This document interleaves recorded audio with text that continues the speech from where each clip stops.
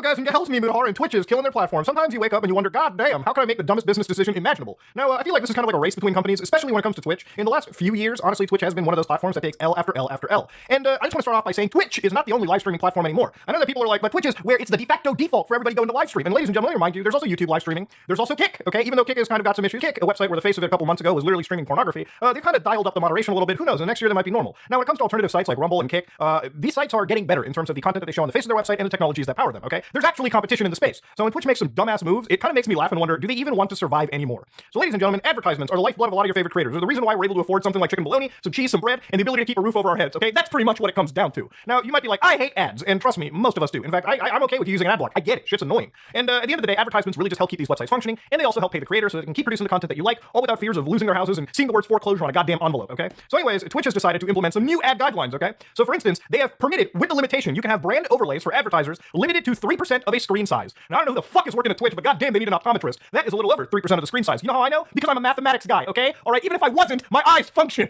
Formats limited or not allowed. So inserting burned-in video ads. Streamers may not insert video ads directly into their streams. Now, for a lot of streamers, sponsorships are their lifeblood, okay? Because I'm pretty sure making money through subs and like pretty much relying on the good graces of people throwing money at you isn't necessarily a sustainable income model. You tend to have sponsorships that pretty much give you a baseline level of income, so you know that you're keeping your lights on and whatnot, okay? Now, people have criticized Twitch for this, but I just want to start off by saying this is not something that is exclusive to Twitch. YouTube has the same thing. YouTube creators cannot include promotions, sponsorships, or other advertisements for third-party sponsors or advertisers in their videos where YouTube offers a comparable ad format, including but not limited to pre, mid, and post rolls. Now, you might be like, whoa, how is it that YouTubers do paid sponsorships? Well, it's because we are not uploading a direct, ad piece into the beginning of the video, okay? We are actually recording these ourselves and actually giving them the endorsements with our own personal flair attached, okay? That's, from what I understand, that's how it works. Now, again, these are touch and feel kind of TOS scenarios, so if people do get hit with this, it's going to be an interesting scenario. Anyways, back to Twitch. Formats limited or not allowed. So this is like straight up red. Inserting burned-in display ads. Streamers may not insert display or banner ads directly into their streams. Now, I know a lot of streamers actually have burned-in ads just part of their sponsorships. Literally in the contracts with some of these sponsorships, you gotta actually have like some presence of their logo at any point in the video. That doesn't seem to be allowed again. Jesus Christ. Burned-in audio ads are not allowed anymore. So for a lot of Twitch streamers who rely on sponsorships, Twitch has basically come in like the ultimate pimp and told you, listen, bottom bitch, you're gonna be working for us, okay? We're gonna be making that money. And I think a lot of this came up with the fact that obviously there's a lot of people on Twitch who have sponsorships, a lot of the biggest creators, and the reality of it is Twitch wants some of that money too. So if you're actually reaching the actual creator themselves instead of going through the Twitch ad network, you're costing Twitch money at the end of the day. And it must be significant enough for them to actually do this. Again, you gotta understand the people working at Twitch have to know this is a bad move. They've been getting ratioed and destroyed by the entire community since I woke up looking at this. So obviously they know, you know, I know. So of course, it must be significant enough for them to be willing to take such a PR hit for them to even go down this road. That's where it gets wild. Obviously, streamers contacting them directly cuts into the bottom line for Twitch and really any service out there. Again, for Twitch, it must be significant enough that they have to go out and basically shame themselves in front of the world. I honestly wonder what this could mean for even streamer-run events or massive like things like, I don't know, the Streamer Awards, for instance, or like when OTK had their live show in Vegas, for instance. I can only imagine what this would mean if like a streamer wanted to host like a video game competition and they would have like banner advertisements, obviously to pay for the event because of course Twitch revenue or revenue generated is not going to be enough to cover it. That's how these events happen.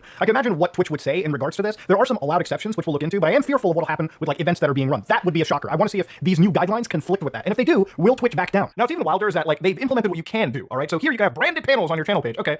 And then you can showcase products in your stream background. So literally the way that I used to have G Fuel in the background, I'm not sponsored by them anymore. Yeah, you can do that, including links to other sites that promote things. Yeah, that all tracks. I'm glad they allowed you to do that. Discussing, endorsing, or unboxing products or services. Yeah, I would imagine they would allow you to do that. So it would be so wild if they actually banned this too. And of course, playing sponsored games, which again has been something that's been happening on Twitch for as long as any new game that comes out. You wonder why people are playing it on streams? It's because they got paid to, or they got a key early, and they're just taking advantage of Twitch drops and the ability to get high viewership on day one. Now, where it's like, well, you can't do branded content for it. Okay, so obviously you can't like promote hateful products. Okay, no illegal products. You can't sell drugs on the internet. Goddamn. Certain gambling products, offshore crypto gambling sites you can't deal with. Unauthorized sharing of private information, so you can't look up like private info websites. Spam, scams, and other malicious content, so you can't sell people like GTA Online hacks through Twitch. Okay, that is normal. That's totally okay. Additionally, we do not allow the following products and services. Okay, this is a doozy. So you can't do prohibited branded content for. Well, this is branded content that's prohibited. You can't do weapons. So a lot of the gun tubers that I know, well, goodbye.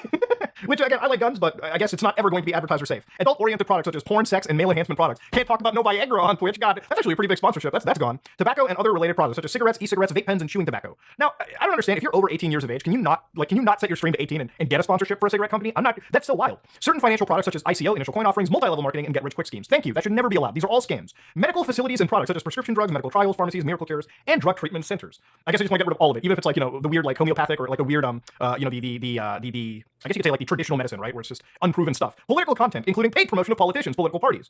I'm glad they're covering all bases, but then again, I have to imagine certain streamers actually do stream with politicians. I guess just not taking money from them is I guess what they want. They want to be a totally neutral platform. Cannabis-related products, all right? You can't talk about the good kush, okay? Finally, we allow branded content for certain products such as alcohol. So wait, how is it that alcohol is allowed, but then you can't talk about political content or even tobacco or weed, all right? Suddenly you've allowed booze, but you're not going to allow the other legal drug that is tobacco, okay? You're not going to allow people to talk safely about weapons. This is the most insane levels of advertiser like content like guidelines that I've seen, and it really does step in to a lot of creators. And again, mostly for creators who rely on these sponsorships in order to keep themselves alive. Now, for me, this isn't that big of a deal because I'm not a Twitch streamer, okay? I'm just laughing at it from the outside. But something like this could easily be brought over to YouTube. It could easily be brought over to Kick or Rumble or whatever, okay? At the end of the day, advertisers run the internet as sad as it sounds. And it is up to them to pretty much dictate what kind of content we can even produce, which is sad to say. There's really no way around it. And that's one of the big problems for Twitch right now. They've got to deal with basically slapping down on mature content or content that isn't advertiser friendly. And then they got to make sure the advertisers go through them to the creators. So for a lot of you creators whose lifeblood pretty much relied on sponsorships, Twitch may not be a good place for you to roll on, okay? Because who knows how far they go. This is a terribly boneheaded move. And honest to God, if there's some streamers thinking of switching to Kick, Rumble, or even YouTube, come on board, buddy pal, because let me tell you right now, the ship's only going to sink further. In fact, this is such a massive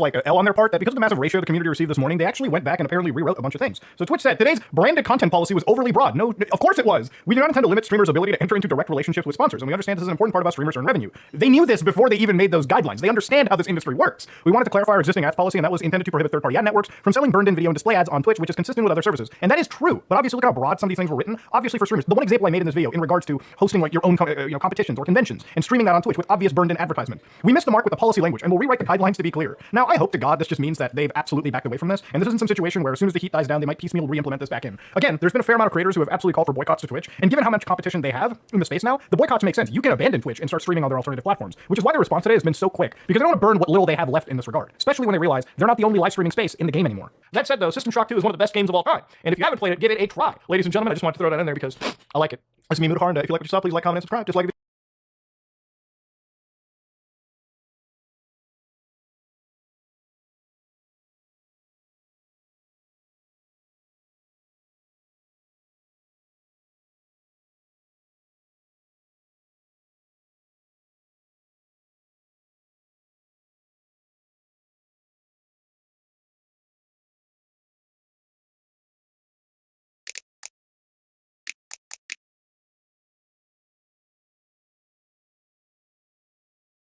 The internet has this compulsion to label every facet of human culture, no matter how small. Every plot device and character trope, every tiny sliver of the TikTok algorithm, every type of human interaction is inevitably demystified with a name. Ironically, we can't seem to agree what this trend should be called.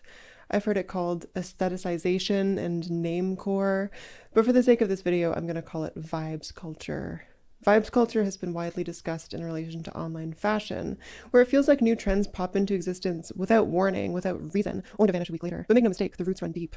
My generation was the first to be raised with ubiquitous social media, and it seems like we started to think and speak in tags. A few weeks ago, I happened across a website that presents this trend in its pure, most distilled form. This place takes vibes culture, which has been quietly shaping the internet for a decade, and thrusts it into the spotlight. It takes all of social media's inclinations and turns them into codified laws, actual hardline rules, so that talking and thinking in tags is the whole point. It's called the Aesthetics Wiki, and it's exactly what it sounds like. It's a community of users trying to ascribe names to every artistic style humanly conceivable across every domain: fashion, design, digital art. The wiki's users research these trends, build pages for each one, and give them names if no one has yet. So the look of a foggy forest becomes gloom core, fuzzy cartoon screenshots become faded memory core, and so on. There's virtually no limit to what can be described this way. So as you can imagine, the wiki has been steadily growing. When I started writing this video, there were 800 pages, and now there are 839. By the time you watch this, it might be in the thousands. I'm willing to bet you haven't heard of most of them, and honestly, some are hard to describe even if you have. Their dedication to this unending task reminds me most of all of Mogai, the queer community whose members have come up with thousands of abstract gender and sexuality labels. You may or may not remember me from when I chronicled that movement in my first video essay, Millions of Dead Genders, a Mogai retrospective. When I came across the Aesthetics Wiki, I was basically ready to dismiss it as more of the same. Just another online counterculture with bold plans for the future, but no chance of pulling them off. The reasonable thing to do would be to shrug and walk away.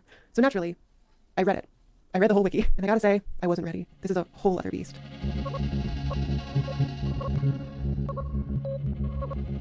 On the first day, I made my way down the wiki's index, resolving to read every article from abstract tech to zombie core. I built a spreadsheet to categorize every page, and I filled it in as I went. Each aesthetic got a year of origin, a primary motif to describe its most important trait, and then a secondary motif to act as a modifier. For example, Atom Punk emerged in the 1950s. Its primary motif is US traditional, because it's all about wealth and suburban white families. Its secondary motif is futurism, because it imagines that family in outer space. I also logged whether an aesthetic was incoherent, meaning the things it described didn't have much in common, and whether it was redundant, meaning another page describes the same thing but does a better job. So Atom Punk is not incoherent, because its traits are easy to recognize. But it is redundant, because there's already a page for retrofuturism, which to me seems like the same thing. When I started, there were 681 pages in the index. That's not actually every page on the wiki, but I had no way to find the rest. I'm not sure how much I would have learned reading them anyway, because for every established artistic style on the wiki, there are two more that are meaningless or impossible to pin down. I go and I'm like 5 in and I see that Acid Pixie molds together elements of biopunk, void punk, and specific elements of new goth and indie. And the picture is this. What am I supposed to do with this? Like, did the person who made this even know what they were writing? There's a lot of like fluorescent colors, but then there's also a lot of dark colors and a lot of muted colors, a lot of like warped digital effects, but then also some stuff from like the 80s. Oh, this is just nothing. This isn't anything. I planned to spend 2 or 3 days on this, but it quickly started to feel like it would take the rest of my life. I'm only human. It's tough to process 200 new ideas in a day. And with a lot of the aesthetics so indistinct, I found myself getting sidetracked. I spent countless hours comparing pages, asking myself, is there a difference between wetcore and soggy? Is there something I'm missing here? Or did two people just like when it rains outside? Day 2. My brain is soup. Might give up. This is Donut, by the way. Hi. Right. By day 3, I was seeing the world in vibes. When I closed my eyes at night, I saw a spreadsheet dotted with words like witchy and Y2K. One morning, my partner dressed up in a really cute outfit, and all I could think to say was, wow, you look so hobbitcore right now. Just